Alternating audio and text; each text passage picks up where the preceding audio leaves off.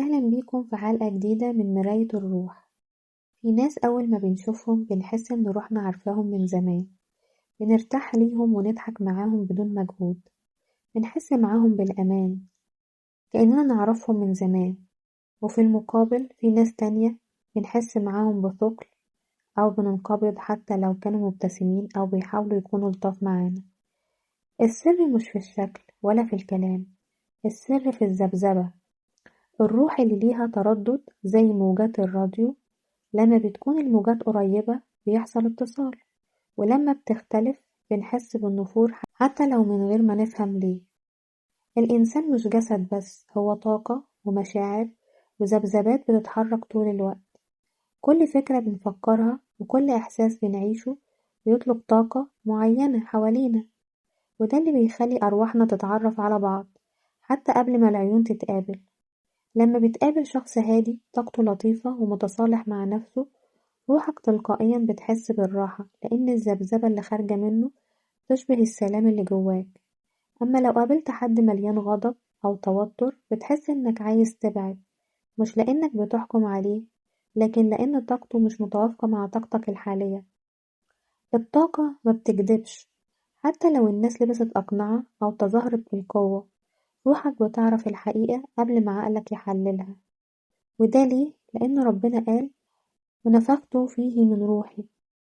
الروح بتعرف أصلها وبتتصل باللي من نفس النور، اللي هي علامات توافق الأرواح. بتحس بالراحة والأمان حتى في الصمت، بتحس إن الوقت بيعدي بسرعة وإنت مع الشخص ده، بتحس إنه فاهمك بدون ما تشرح كتير، وجوده حواليك بيهديك مش بيرهقك، بتحس إن في بينكم توازن طبيعي من غير مجهود. وعكس ده تماما في النفور الطاقي، مش كره لكن اختلاف ذبذبات. روحك ببساطة بتقولك ده مش مكاني. طب ازاي بنرفع ذبذبتك علشان تجذب أرواح شبهك؟ أتصالح مع نفسي. كل ما كنت صادق مع ذاتك هتجذب ناس صادقة. مارس الامتنان، تشكر. الشكر بيخلي طاقتك أعلى وأنظف. ابعد عن الدراما لأنها بتسحب منك النور. اتأمل، صلي، اتنفس بوعي، ده بيرجعك لسلامك الداخلي. حب الناس من غير شروط، الطاقة دي هي أعلى تردد ممكن توصله.